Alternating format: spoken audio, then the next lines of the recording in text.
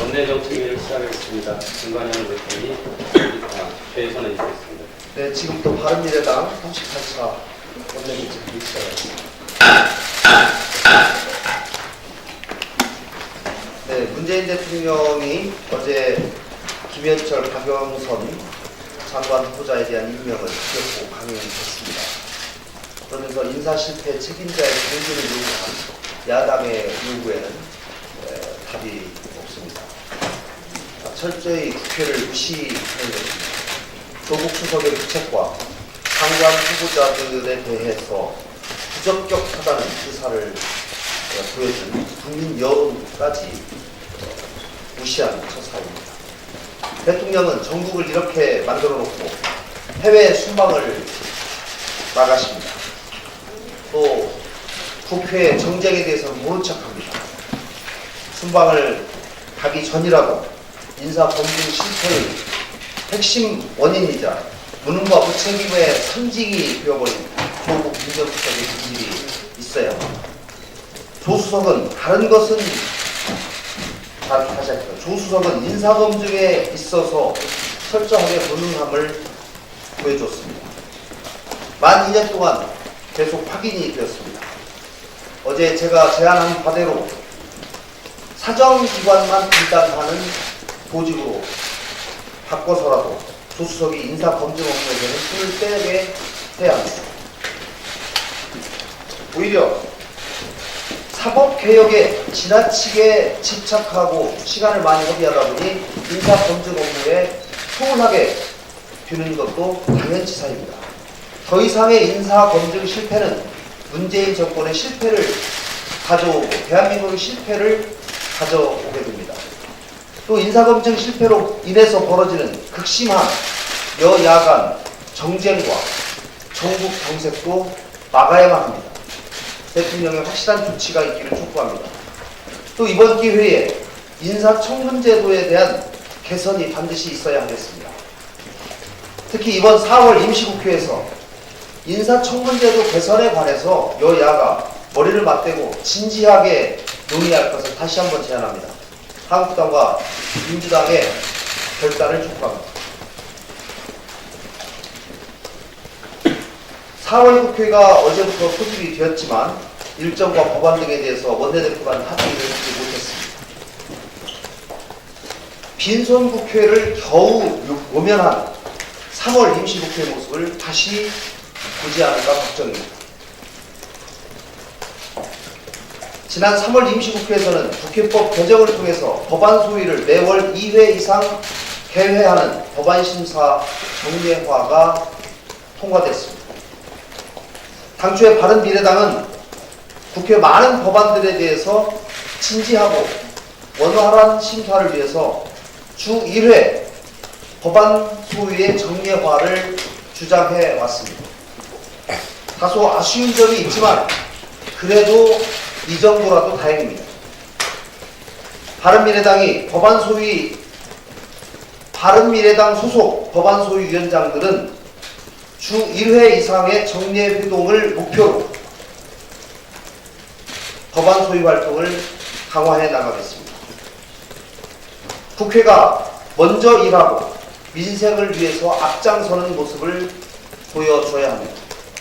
그동안 민주당과 한국당은 일하는 국회를 보이지 않은 것을 말로만 주장해왔습니다. 이번 기회에 바른미래당의 제안을 받아들여서 말뿐이 아닌 행동으로 바른미래당 소속 법안소위위원장들의 행동이 국회 내 전체 법안소위위원장들의 행동으로 점화되기를 희망합니다. 일하는 국회를 위해서 민주당과 한국당의 적극적 동참을 희망합니다. 네, 강원 산불에 대한 정부 여당과 제1야당의 태도가 가관입니다. 재난 대응과 관련해서 서로의 자랑질로 채우고 있습니다. 바른미래당은 정치인의 재난 대응 지침을 제작을 검토하겠습니다. 지난주 강원도 일대 많은 피해를 남긴 산불 사태 당시 정부 요인과 정치권 인사의 사고 현장 방문에 대해 논란이 많습니다. 사고 현장에서는 한 사람의 인력이라도 아쉬운 것이 당연한데 정치권과 정부 요인의 방문으로 인해 현장에서의 대민 지원과 사고 수습에 애로가 발생합니다. 정치인은 사고 현장에 가더라도 욕을 먹고 가지 않아도 욕을 먹으며 사고 현장 수습을 위해 조금 늦게 가면 늦게 왔다고 욕을 먹습니다. 이번 기회에 국회 차원에서 정치인과 정부 요인들에 대한 행동 지침의 성격으로 재난 대응 매뉴얼을 만들고 사회적 공감대를 구하도록 해야 합니다. 각종 국가 재난 사태가 발생했을 때 효율적인 구조 작업을 위해 정치인들이 해야 할 행동 지침과 국회 내부의 윤리 강령 등을 만들어서 정치권 스스로 지켜나가는 것입니다. 그래서 정치인들이 경쟁적으로 재난 현장을 방문해서 발생하는 피해를 방지하는 것입니다. 다른 일에다가 올바른 지침 매뉴얼이 나올 수 있도록 진지하게 적극 앞장서고 국민들이 공감할 수 있도록 하겠습니다. 또한 소방안전처와 국회의 각 정당들이 모여 논의하고 국회 차원의 합의 후에 국민적 공감대를 만들어 나가도록 하겠습니다. 또한 산불 진화와 관련해서 산불 진화의 주무기관이 산림청입니다. 가장 먼저 화재 현장을 인식하고 가장 빠르게 대처할 수 있는 소방청은 그저 산불 진화의 유관기관에 불과합니다. 소방청의 소방 대응과 관련해서도 소방 간의 국가직화로 재난 안전에 보다 효율적으로 대응해야 한다는 정부 여당의 주장이 있습니다. 그러나 핵심은 소방 간의 국가직화가 아니라 소방사무의 국가사무화입니다. 소방사무를 국가사무화할 때 비로소 재난에 대해서 국가의 책임이 선포가 되고 국가 예산이 투입될 수 있으며 소방 현장에서의 지휘의 통일성과 효율성이 보장될 수 있습니다. 재난에 대비한 국가의 체제 정비에 대해서 무엇이 핵심인지 무엇이 중요한지 정부 여당은 인식하고 소방 사무를 국가 사무화하는 것에 진지하게 참여하시기를 바랍니다. 최도정원입니다. 퇴직금의 수익률이 낮아 국민들의 노후에 대한 불안이 커지고 있습니다.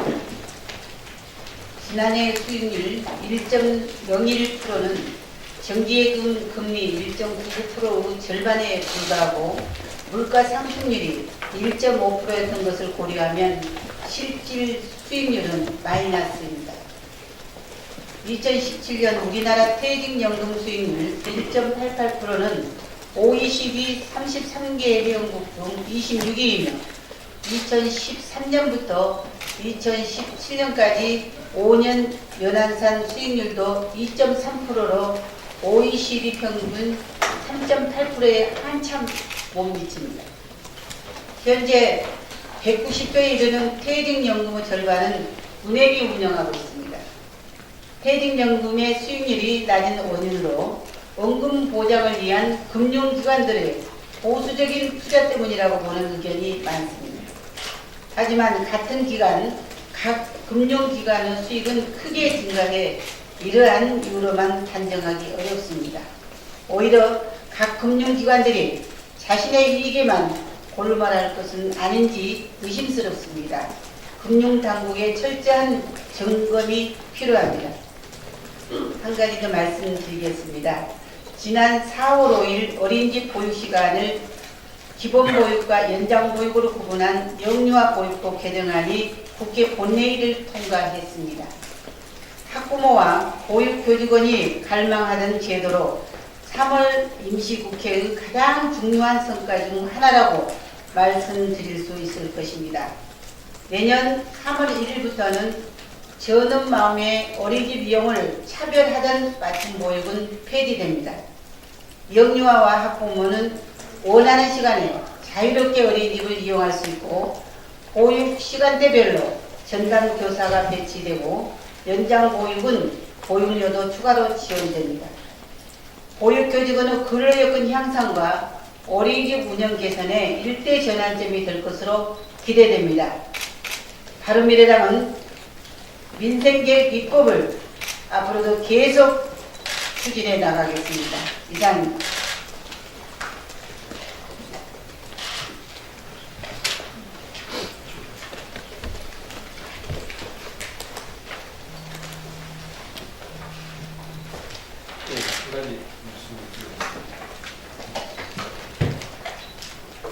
제가 국방위원인데요. 군 복무 보상 3법을 발의하려고 합니다. 우리 이 군대 군인들 나라 안보에 자기의 가장 중요한 청춘 시기를 희생하고 헌신하고 그뿐만 아니라 또 산불이나 홍수나 국내에 큰 재난이 일면 또 우리 군이 아주 중추적인 역할을 합니다.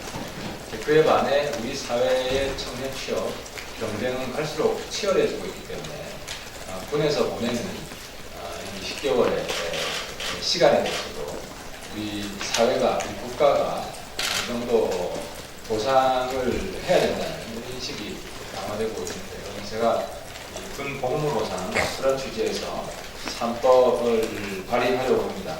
이 3법의 내용은 첫 번째는 군 가산점을 1% 부여하는 것입니다. 상징적인 일인데요. 국방의 의무가 그만큼 중요하다는 것이고 또 하나는 이 군 가산점 1% 전제가 여성들이 현재 사병 지원이 금지되어 있습니다. 일반 사병. 그래서 원하는 여성은 일반 사병 지원이 가능하도록 법 개정을 함께 하겠습니다. 그래서 군 가산점 1%가 남성들한테만 주어지는 것이 아니라 복무를 원하는 여성도, 물론 여기서 잘못 쓰시면 안 됩니다. 그 여성도 직경자라는 게 아닙니다. 여성은 이제 원하는 사람 군대 갈 수 있게 지금 안 돼 있습니다. 그리고 이게 필요한 게 젊은 청년 인구가 매년 급격히 줄어들고 있습니다. 요즘은 거의 30만 정도가 출산하고 더 떨어질 가능성이 있기 때문에 군 인력 자원을 확보한다는 차원에서도 원하는 여성에 한해서는 사병 입대를 허용해주는 걸 전제로 가산점 1% 법안이 첫 번째고요. 그리고 두 번째로는 퇴직 보상금을 1,000만 원 수준에서 제대하면 부여하는 법안입니다. 이 구체적인 내용은 월급 총액의 2배 안에서 주는 건데 지금 월급 총액이 한 5, 600 되는데요. 그 2배 안에서 줄 수 있도록 퇴직 보상금 법안이 두 번째 법안이고, 세 번째 법안은 주택 청약 시 군 복무자에게는 가점을 주는 것입니다. 아시겠지만 청년들이 주택난도 굉장히 갈수록 커져가고 있습니다. 그래서 군 복무자에게는 여기는 이제 남자만 혜택을 받는 게 아니라 가정을 이루면 이제 가정이 혜택을 받는 것이니까요. 가점을 주는 것이고, 또 이건 임대주택에도 적용될 수 있도록 이 세 가지 이 법안을 조속히 발의하려고 합니다.